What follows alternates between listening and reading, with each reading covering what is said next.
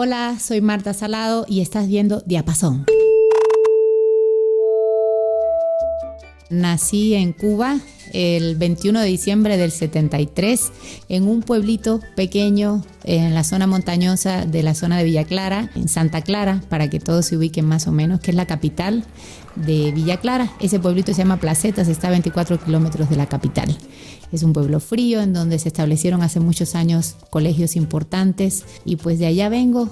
Allá empecé mis clases de piano a los 7 años. Rodeada de música estuve, sobre todo de música popular. Recuerdo mis primeros años haber perdido los dientes un par de veces en los carnavales, bailando en las congas.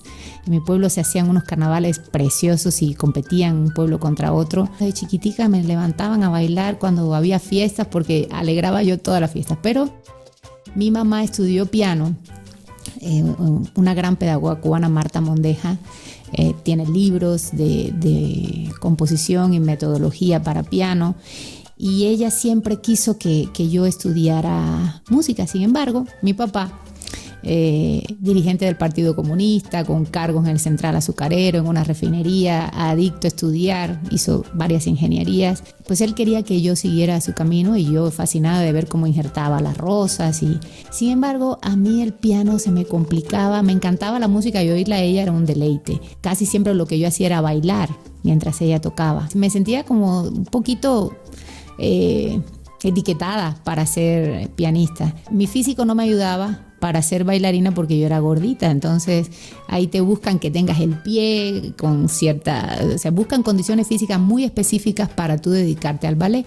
Era lo que a mí me encantaba. Entonces mi mamá, pobrecita, intentó conmigo todas las formas y me puso en clases de piano con una maestra muy famosa en el pueblo que se llamaba Julita. Sin embargo, en el closet de la casa de mi abuelita había una guitarra con 2 o 3 cuerdas y era un closet enorme que se agarraba a toda una pared y yo podía meterme dentro del closet y sentarme y agarraba esa guitarra que era de una tía y solamente tenía estas cuerdas. Entonces, cuando empecé a tocar esas cuerdas que estaban mal afinadas, una guitarra vieja, me di cuenta que eran las primeras notas del himno nacional.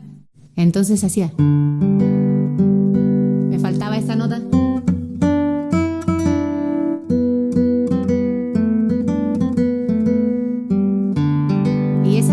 Que tenía la guitarra y yo dije, ay, pegué la guitarra a mi cuerpo y sentí la vibración de la madera.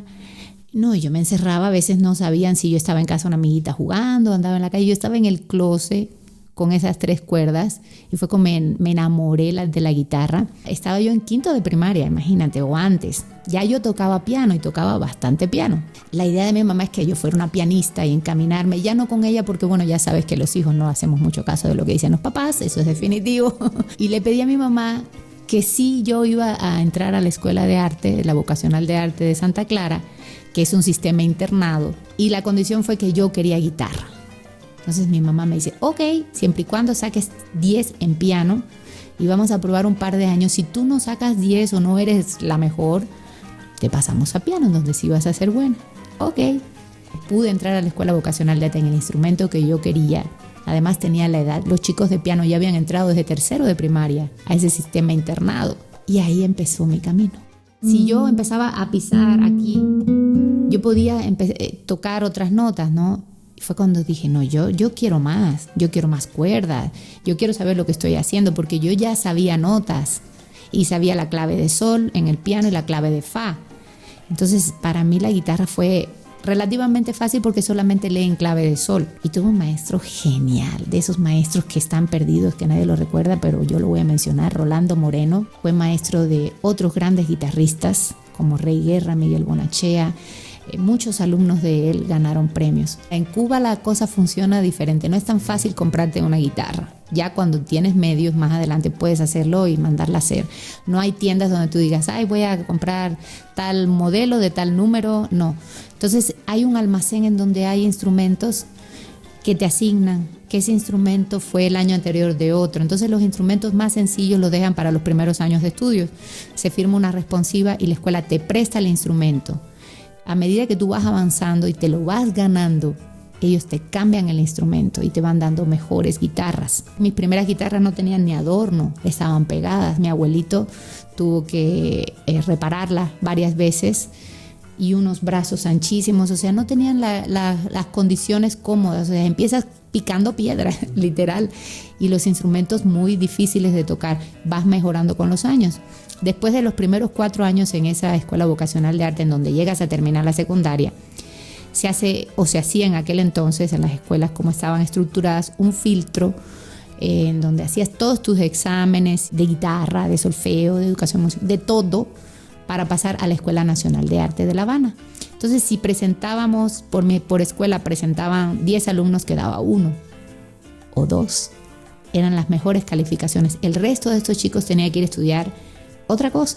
Casi todos se esforzaban muchísimo, porque era un logro muy grande pasar a la Escuela Nacional de Arte de La Habana, y era la meta, era el sueño. Desde que entrabas a la escuela sabías que ibas a eso. Y te cuidabas de lo que pensabas, lo que comías, lo que oías. O sea, era con pocos recursos una cosa muy seria. Pues yo logré realizar, para empezar, el sueño de yo poder elegir mi instrumento. Que no me eligieran a mí, sino que yo pude elegirlo. Era el instrumento que yo amaba y le demostré a mi mamá, que siempre tuvo mucha fe en mí. Le demostré que yo le había atinado con el instrumento.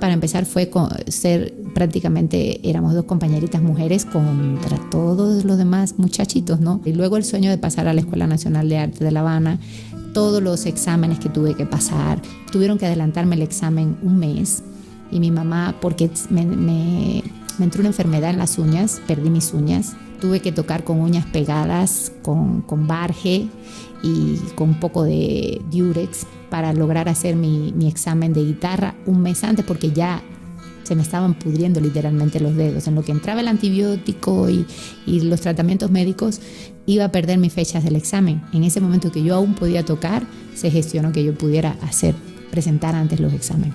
Bueno, afortunadamente quedé, ese fue mi primer gran sueño, ¿no? Poder continuar con la guitarra. No había los medios para empezar. Te estoy hablando de los años 85, más o menos. O sea, tener una grabadora en tu casa donde reproducir música era así como un sueño imposible. Entonces teníamos una materia que se llamaba entrenamiento auditivo y educación musical. Esas materias te ponían fragmentos en los discos de acetato de lo que era Tchaikovsky, de lo que era Chopin, y era muy focalizada la educación hacia lo clásico. No teníamos talleres de jazz como hoy en día, no teníamos de música popular. Cuando llegabas a tu casa, si tenías un libro era porque te lo prestabas con los compañeros, o sea, jamás tener libros así en una biblioteca. Y el acceso a la música, por lo menos la música clásica era exactamente la que te pusieran. No tenías acceso a internet, no podías bajar otras cosas. Mucha música no se escuchaba en Cuba. Hablemos de una programación que comenzaba con el noticiero, no tenía comerciales. Allá son 2 canales de gobierno, el 2 y el 6, no sé si me equivoqué, y ahí venía una programación totalmente dirigida, sin comerciales, con sus horarios establecidos, la hora de las aventuras, la hora de la novela, que hasta la fecha sigue, las 2 películas del sábado, que son, ya no hay más películas, la tanda del domingo, que tiene otras 2 películas que no tienen la calidad de las películas del sábado. Para mí la vida era escuchar ese acorde o y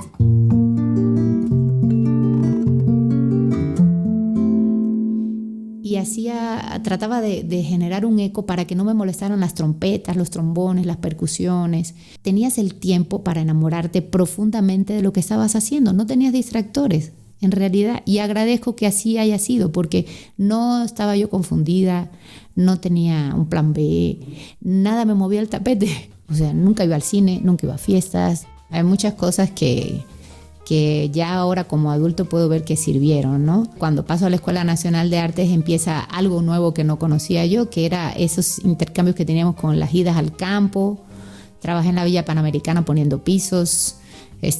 Teníamos que repellar paredes. Eran 45 días que a donde el gobierno te necesitara te llevaba. Y nos tenían piedad porque éramos los músicos. Aparte tenías que hacer tu servicio social, pero era una vez al año o 2 veces al año dependiendo. Por ejemplo, los alumnos de artes plásticas, los de circo, los de danza, todos teníamos que hacer ese servicio un par de veces al año y te llevaban 45 días seguidos. O sea, tú no dormías en tu casa, tú estabas trabajando en un hidropónico, por ejemplo, y estábamos en la siembra del tomate, o a veces nos llevaban a los campos a limpiar las matas de plátano. O sea, y todo esto iba formando, sin guantes, sin bloqueador solar, sin un sombrerito, era como pudieras, ¿no? Con un jarrito de agua y pasaban los bueyes con las tinas de agua y tú con tu jarrito, ¿no? Si tú te llevabas tu guitarra la estabas arriesgando porque no tenías dónde dejarla, a que te la rompieran o te la agarraran. Entonces, como tú tenías la responsabilidad del instrumento ante la escuela, a veces yo me la llevaba y era así, pegada a la guitarra, dormía con la guitarra, así todo, para poder aprovechar esa época y empezar a leer obras nuevas sin la prisa de tener la clase. Pero fue una época muy chistosa, eso que entras a bañarte y está el baño lleno de ranas. Y me graduó, bueno, a los 14 años gané el concurso nacional Amadeo Roldán. Antes de tú pasar a un concurso nacional, primero haces un concurso por escuela y hay una escuela por provincia. O sea, yo iba representando a Villa Clara. Una de las piezas que más amé, el preludio fue Alegro, este es el preludio.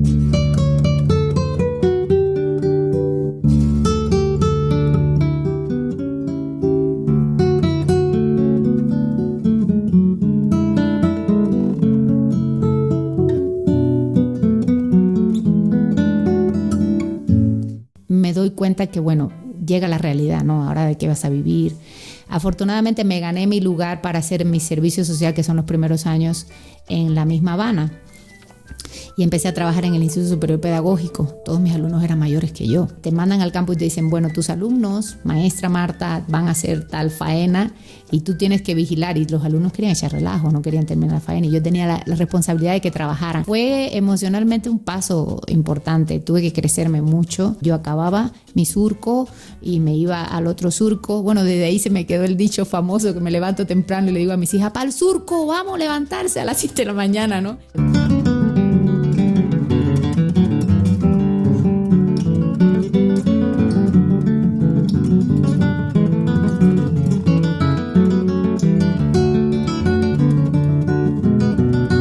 Bueno, cada año me daban un diploma de la alumna más destacada. Todos los jueves participaba en los programas de televisión de Santa Clara. Me ponía yo nerviosísima, temblaba, o sea, y ahora pues me siento cómoda tocando, me siento cómoda con público, no me estresa tocar ante quien sea, me siento tranquila, pero fue un proceso largo.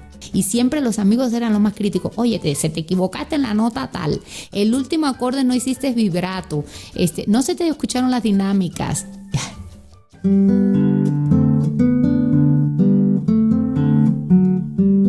Esa es una pieza de las primeras que no tienes que tocarlo plano, puedes hacer.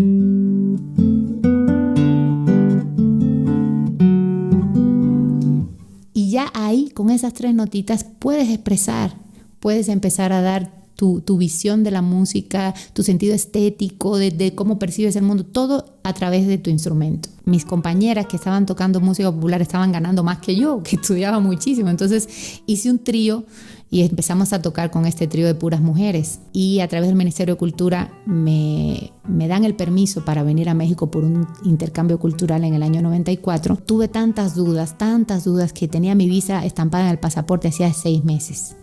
Y el día antes que se venciera, el último día, mi mamá me logró convencer de que intentara, de que probara venir a México. Vengo a Jalapa a un concurso internacional porque Jalapa siempre tuvo mucho movimiento cultural. Y conozco toda la zona de los lagos, las bugambilias, todo ese paseo hermoso.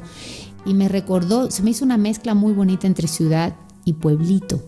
Muy místico, muchas librerías, el olor de la casa del lago. Me encantó y dije, bueno, algún día quiero vivir aquí. Habían guitarristas muy buenos, expresivos, pero yo notaba que eran muy grandes o sea, eran muy adultos para tocar los repertorios que tocaban. Fue como que un entender cómo era el sistema de estudio aquí, que tú puedes empezar a estudiar guitarra a los 15 años. Allá tienes que estar terminando tu primer ciclo obligado, y si no, dedícate a otras cosas, así de plano. La escuela guitarrística mexicana fue muy impulsada por un guitarrista argentino, Manuel López Ramos, que se estableció en la Ciudad de México. Hizo un estudio de arte guitarrístico, de donde provienen todos los grandes maestros. De ahí viene el maestro Alfonso Moreno, Rafa Jiménez, Enrique Velasco, Alfredo Sánchez. Entonces ellos tenían una forma de tocar la guitarra en donde volteaba ligeramente la mano, su ataque era más frontal. Y nosotros allá en Cuba y los festivales que veíamos, nuestro ataque era diferente. Aparte de que la metodología de estudio, la sistematización del estudio, el orden que había para cada instrumento, había como que un análisis de las cualidades del alumno para cada instrumento. El hecho de que se estudie libremente el instrumento es muy bonito, pero no llega a unos resultados como los que Cuba quería. Tenían que optimizar los recursos los países socialistas, y era una guerra ideológica mundial que había de un sistema contra el otro, de demostrar cuál sistema daba mejores resultados en lo científico, en lo tecnológico, en lo educativo, en lo deportivo. La URSS, cuando aquello apoyaba mucho a Cuba, empieza a mandar a Cuba los grandes maestros de ballet, los maestros de violín, los maestros de piano, los grandes científicos, y prácticamente Cuba era el nido en donde se producían los grandes artistas, los grandes deportistas, con maestros de todo el bloque socialista. Había que demostrar que funcionaba mejor, y pienso que fue un gran acierto que eligieran para cada instrumento una edad. Esa última nota siempre me juega mentalmente, o el último acorde, que sería ese, hago. Entonces tengo que concentrarme mucho porque logro hacer grandes conciertos, y en la última nota me relajo, y como que ahí es mi preocupación. ¡Ay, el final! Entonces tengo que hacer estrategias mentales para no hacer eso siempre. Mis estrategias mentales es una pausa, por ejemplo aquí hago una pausa, y tengo una pequeña marca pequeñita en el séptimo traste que traen casi todas las guitarras. Séptimo traste. Ay, sí, la amo. Mira, esta guitarra es una guitarra que tiene ya 20 años prácticamente. Es una guitarra del 2001, y si la ves, está en muy buenas condiciones. La que más años ha estado conmigo en mi vida, pues nunca la he cambiado, nunca he cambiado de guitarra. Me cuesta mucho prestarla, y pues la guitarra suena hermosa. Es una guitarra de Paracho, de Daniel Caro Leonardo. Es un señor que ya hace guitarras contadas. Es totalmente de cedro, la tapa mide 3 milímetros, es una guitarra muy delicada. Aparte la hizo a mi gusto, porque yo le pedí un diapasón un poco más corto, se llama tiro corto. Le pedí el grosor del brazo más fino para que la pinza no me desgaste las barras, para no cansarme. Le pedí que la altura fuera la más bajita posible. No sé si han visto guitarras que tienen muy alto el huesillo y las cuerdas están así, muy despegadas. ¿Qué genera esto? Que a la hora que tú aprietas, gastas mucha fuerza. Cuando tienes que hacer repertorios difíciles de 1 hora, tú necesitas una guitarra cómoda. Escucha su sonoridad.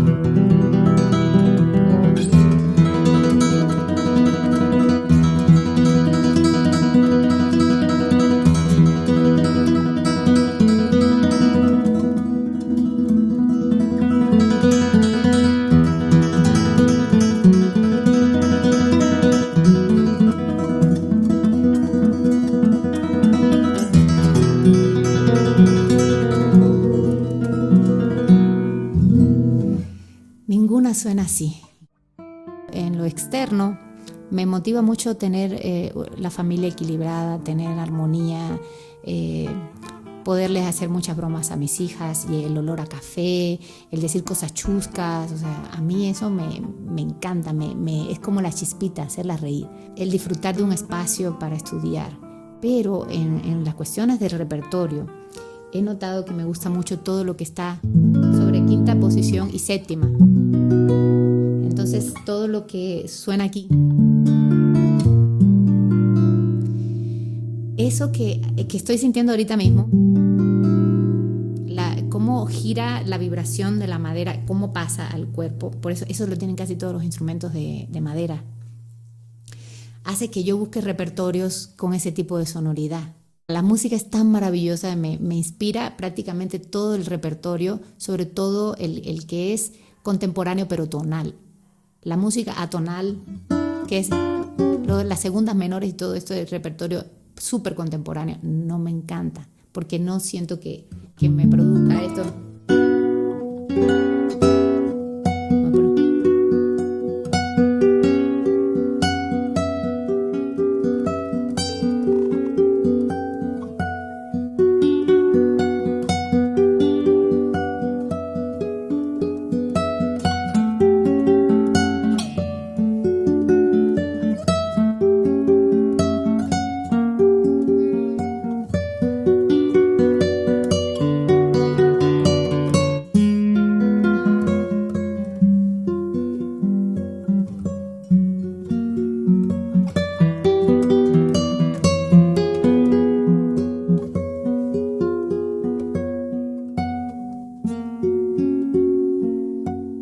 Ahorita estoy empezando a grabar este mismo repertorio, pero lo quiero fusionar con batá, hacer una fusión de lo clásico con lo africano. Pocos músicos clásicos fusionan.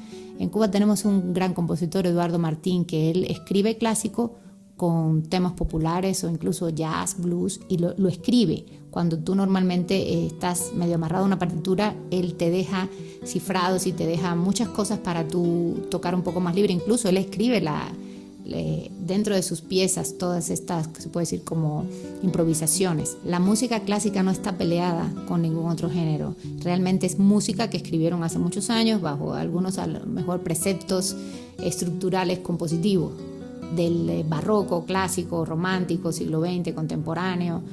Y dentro de cada estilo o cada periodo estilístico de esto hubo también sus aventureros. Por ejemplo, Bach en su momento era el jazz de su época, ¿no? Pero por ejemplo, Chucho Valdés es un gran pianista cubano que toca Bach y luego improvisa. Este tipo de fusiones se me hace muy interesante, porque hace rato me hiciste una pregunta.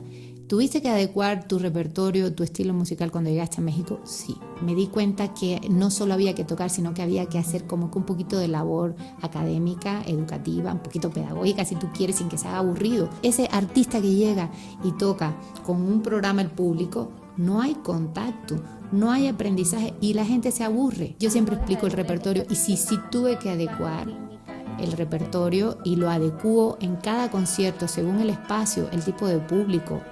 Si es un concierto formal, el espacio, la colonia donde estoy dando ese concierto, tú tienes que pensar en todo, porque ¿cuál es la idea, por lo menos lo personal? Que esa persona, ese público que estuvo, diga, ay, regreso, o voy a otro concierto, o voy a ver a la Sinfónica.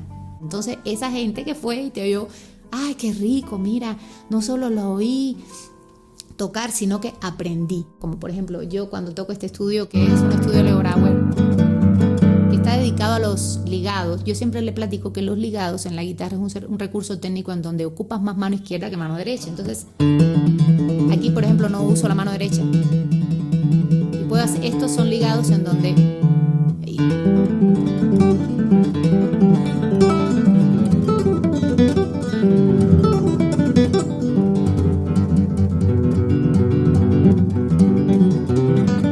No son ligados.